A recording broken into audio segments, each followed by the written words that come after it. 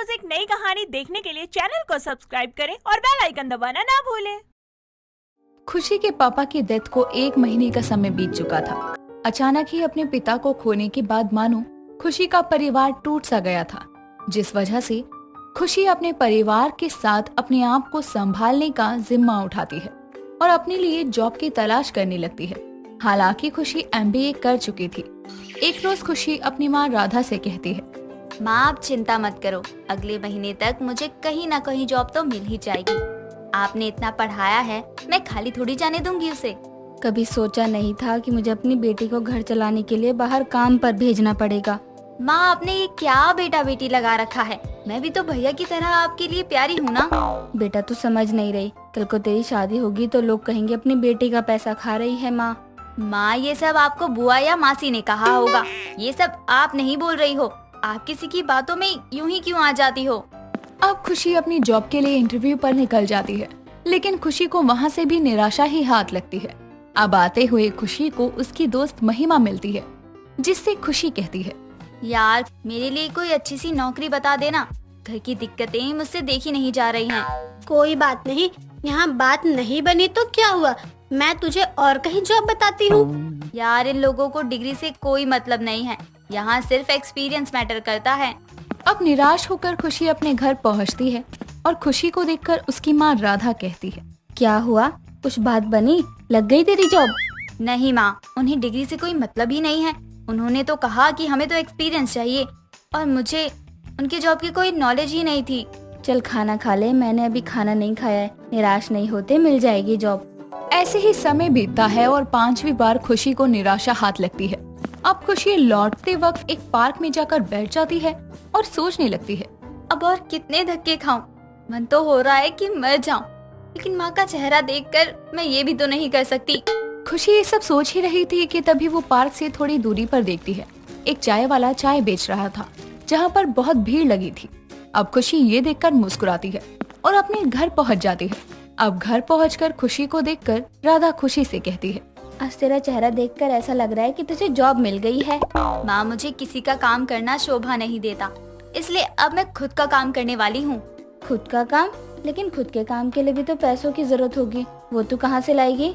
माँ आप ये सब सोचना छोड़ दो और तैयार हो जाओ, अपनी बेटी को करोड़पति बनते हुए देखना। हाँ क्यों नहीं, ना जाने तेरे दिमाग में क्या चल रहा है। देख जो भी करियो सोच समझ कर करियो। अब अगले ही दिन खुशी अपने दोस्तों से कुछ पैसे उधार लेकर चाय की दुकान खोलती है, जिसका नाम होता है MBA चाय वाली। इस अनोखे नाम से खुशी की पहले ही दिन अच्छी कमाई होती है। वो शाम के करीब 6 बजे तक 5,000 रुपए कमा लेती है। ऐसे में खुशी उनमें से कुछ पैसे अपनी माँ को देती है और कुछ पैसे अपने दोस्तों को। अब खुशी की माँ राधा खुशी से कहती है, मुझे बताएगी भी कौन सा काम शुरू किया है तूने, जो एक दिन में 5,000 की कमाई हो गई? पहले आप बैठो और मेरे सिर पर हाथ रखकर कसम खाओ कि आप गुस्सा नहीं करोगी।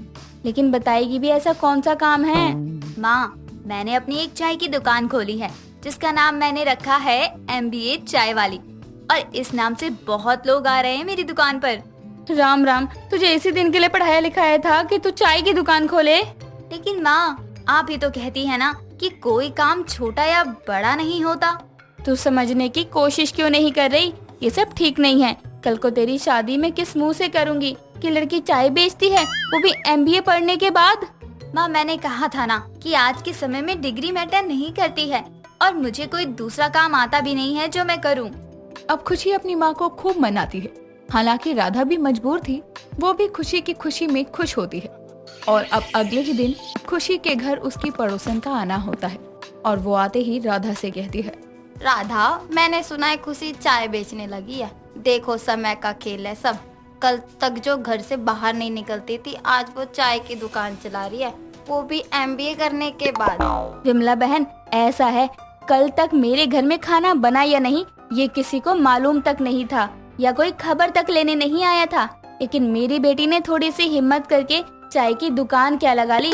हर कोई मुझे ये बता रहा है कि तुम कमाकर कैसे खा सकते हो। मैं तो बस पूछने आई थी राधा, तू तो खामखा भड़क रही है। नहीं विमला बहन, अपनों से क्या भड़क करना, आप तो अपनी है। अब कुछ समय तक तो MBA चाय वाली की दुकान अच्छी खासी चलती है, लेकिन एक रोज जब सुबह के समय खुशी दुकान पर जाती है तो वो देखती है कि उसकी रेहड़ी टूटी हुई है और सारा सामान बाहर फेंका हुआ है। खुशी ये सब देख ही रही थी कि तभी एक खुशी का दोस्त अमित वहाँ आता है और खुशी से कहता है, देखो खुशी, ये सब पास के यूनिवर्सिटी के लड़कों ने किया है। उनका कहना था कि एमबीए चाय वाली से क्या मतलब है कि हमारे देश में लोगों को रोजगार नहीं मिलता। मतलब वही। अपनी बाइक लाया है, चल मेरे साथ पुलिस स्टेशन। देख, मैं तुझे जॉब दिलवा दूंगा, बात को आगे मत बढ़ा। चल रहा है तू मेरे साथ, हाँ या ना, बस इतना बता। अब हाँ चल रहा हूँ, लेकिन ये सब ठीक नहीं है। अब खुशी उन लड़कों की रिपोर्ट पुलिस वालों से करती है। पुलिस वाले उन लड़कों की रिपोर्ट लिख लेते हैं। अब खुशी अपनी दुकान को पैसे लगाकर फिर से खड़ा करवाती है, लेकिन इस बार घर वाले ही खुशी के खिलाफ हो जाते हैं। खुशी, तेरी बुआ का फोन आया था, वो तेरे लिए लड़का देख रही है और उन्होंने मुझे बहुत कुछ कहा। क्या कहा माँ उन्होंने आपको? बताओ माँ, क्या कहा उन्होंने आपको? कह रही थी कि मेरा भाई क्या गया, आपने तो अपनी बेटे की कमाई खानी शुरू कर दी। हम मर गए थे क्या? हमें कहती है इस चीज की दिक्कत थी। और आप भी उनकी बातों में आ गई? क्यों? सही कहा ना, आपने भी सोचा होगा। चल ठीक है, कर ही देती हूँ शादी। खुशी ने बहुत ही हिम्मत करके अपनी एमबीए चाय वाली के नाम से चाय की दुकान लगाई थी, लेकिन घर वाले बाहर वाले सब खुशी से लड़ रहे थे। अब एक रोज खुशी की दुकान पर दो लड़के आते हैं और वो आते ही एक दूसरे से कहते हैं, एमबीए चाय वाली, ये नाम कुछ अच्छा नहीं लग रहा है भाई। इसकी जगह समझदार सुशील आपकी अपनी एमबीए। आगे क्या होता है? अपन तो सोच रहा है फिलहाल इस समय इसके हाथों की चाय पी लो भाई। ज्यादा होशियारी दिखाई ना तो ये खोलती हुई चाय तुम दोनों पर जाएगी। निकलो यहाँ से। धीरे धीरे एमबीए चाय वाली खुशी की दुकान सोशल मीडिया पर खूब फेमस होती है और कुछ समय बाद ही खुशी रेड़ी की जगह एक दुकान में अपनी चाय की दुकान खोलती है और अब वो धीरे धीरे पूरे 20,000 तक रोज के कमाने लगती है।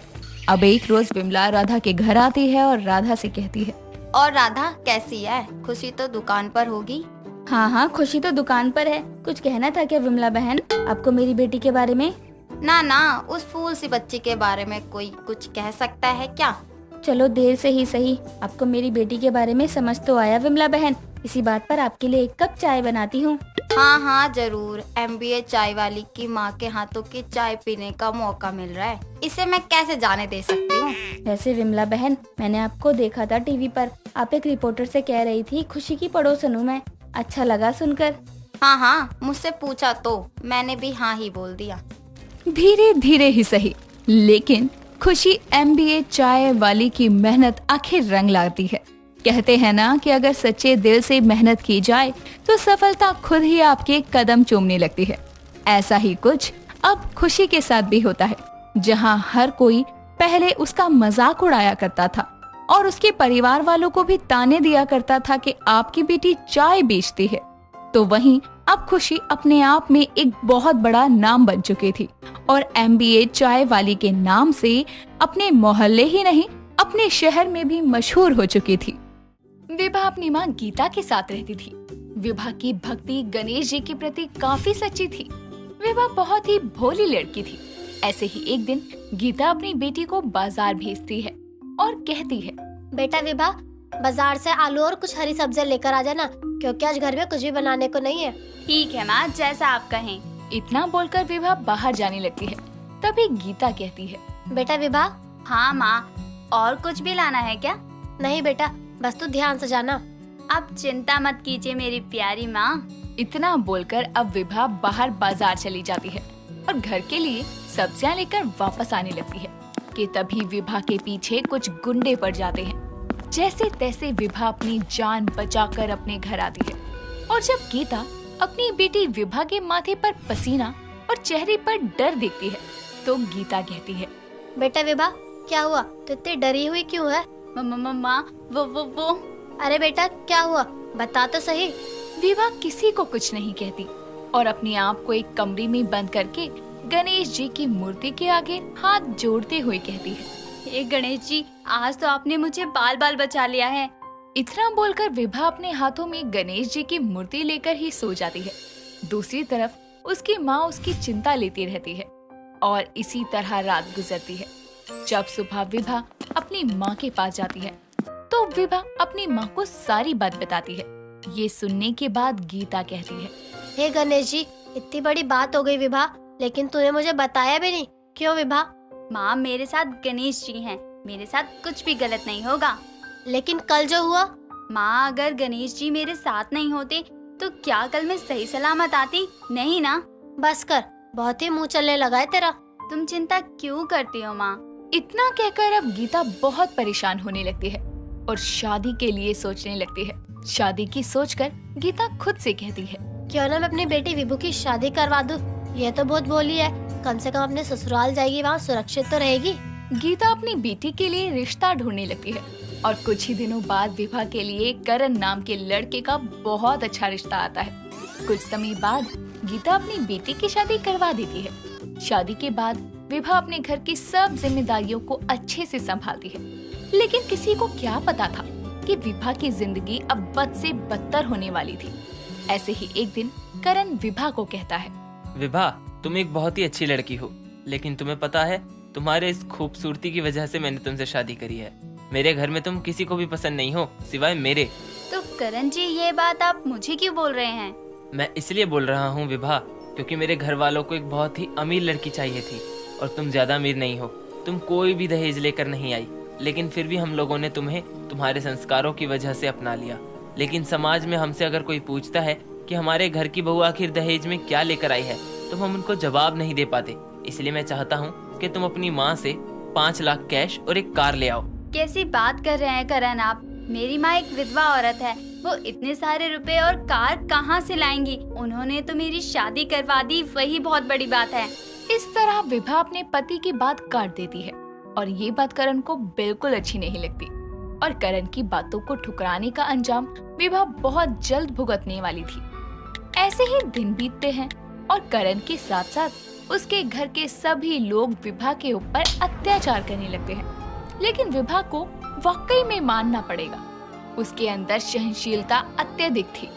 एक दिन विभा की सास विभा से कहती है, अरे ओ कलमोही करम जली कहीं की, एक तो तू दहेज नहीं लेकर आई, ऊपर से शादी करके तूने मेरे बेटे की जिंदगी खराब कर दी। साथ ही हम लोगों को समय से ना तो तू खाना देती है और ना ही सुबह शाम की चाय। मम्मी, मैं तो पहले ही बोल रही थी ऐसे गरीब और फटीचर लड़की को अपने घर के बहू मत बनाओ, लेकिन नहीं, तुम्हें और भैया को तो इसकी सुंदरता पसंद आ गई। मम्मी जी, मैं आपके लिए ही चाय ला रही थी। अरे चाय ला रही थी, लेकर तो नहीं आई ना। बेचारी विभा कुछ नहीं बोलती और अपनी सास के हाथ में चाय थमा कर वहाँ से जाने लगती है। तो वहीं दूसरी तरफ जैसे ही विभा के हाथ की चाय वो पी रही है, तो चाय को थूकते हुए कहती है, आए हाय, राम राम राम, छी छी छी, कितनी गंदी चाय बनाई है। अरे इतनी घटिया चाय तो हमारे घर के नौकर भी नहीं पीते। रुक जा तू, मैं तुझे चाय बनाना सिखा ही देती हूँ आज। गुस्से में उसकी सास उठकर किचन में जाती है और चाय वाले भगोने में चाय बनाती है, जिसके बाद वो खोलती हुई चाय विभा के हाथ पर उंडेल देती है। इस तरह विभा का हाथ बुरी तरह जल जाता है और विभा रोते हुए अपने कमरे में चली जाती है, जहाँ वो गणेश जी की मूर्ति के सामने बैठकर फूट फूट कर रोते हुए कहती है, हे गणपति जी, क्या मेरी भक्ति में कोई कमी रह गई थी जो मेरे साथ ऐसा हो रहा है? मुझे तो यहाँ इतनी तकलीफ हो रही है, आखिर मैं करूँ तो क्या करूँ? विभा रोती हुई खुद से बातें कर ही रही थी कि तभी वहाँ पर करण आता है और उसका हाथ जला हुआ देख हैरानी के साथ विभा से पूछता है, अरे विभा, ये क्या हो गया है तुम्हें? तुम्हारा हाथ इतनी बुरी तरह से कैसे जला? करण की बात सुनकर विभा रोते हुए उसके गले लग जाती है और उसे सारी बात बताती है। उसकी बात सुनकर करण कहता है, मैंने तो तुम्हें पहले ही बोला था, लेकिन मेरी सुनेगा कौन? उसकी ये बात सुनकर विभा उससे भी दूर हो जाती है। करण भी उसको उसके हाल पर छोड़ देता है और विभा रोते हुए वहीं गणेश जी के पैरों के पास हो जाती है। कुछ समय बाद जब वो उठती है तो देखती है कि उसका हाथ जो जला हुआ था अब वो बिल्कुल ठीक है। ये देखकर विभा समझ जाती है कि ये कोई सपना नहीं बल्कि गणेश जी का चमत्कार है और अब वो शाम का खाना बनाने लगती है कि तभी उसके पति का कॉल विभा के पास आता है। विभा, मुझे बचा लो विभा। करण जी, क्या हुआ आपको? करण जी, आप कहाँ हैं? आप बताइए, आप कहाँ हैं? विभा करण से कुछ पूछ पाती कि उससे पहले ही करण का कॉल कट जाता है। ये बात जब वो अपने घर वालों को बताती है तो कोई उसकी बात का विश्वास नहीं करता। और सभी अपने कामों में मगन हो जाते हैं। लेकिन विभा तब भी हार नहीं मानती। वो तुरंत गणेश जी के पास जाती है और गणेश जी से कहती है, हे गणेश जी, मेरे करण जी कहाँ पर हैं? मैं उनको कैसे और कहाँ ढूंढूं? जब वो रोते हुए अपनी आंखें बंद करती है तो उसे दिख जाता है कि हाईवे पर उसके पति का एक्सीडेंट हो चुका है। वो बिना देरी किए भागते हुए अपने पति के पास जाती है और समय रहते उसका इलाज करवाती है।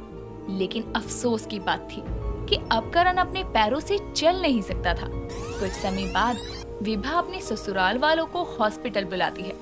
थोड़ी देर बाद करण की बहन और माँ भी वहाँ आते हैं। ये देखकर कि करण अब चल नहीं सकता, सभी को बहुत हैरानी होती है और अब ऐसे ही दिन बीतते हैं। विभा अपने घर के साथ साथ अपने परिवार को भी अच्छे से संभालती है।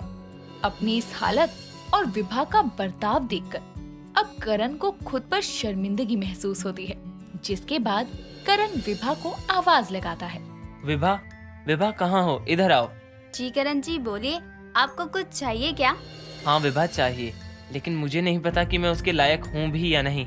क्या हुआ करण जी? विभा, मैं कितना बुरा था, मैंने तुम्हारे साथ कितना बुरा किया है।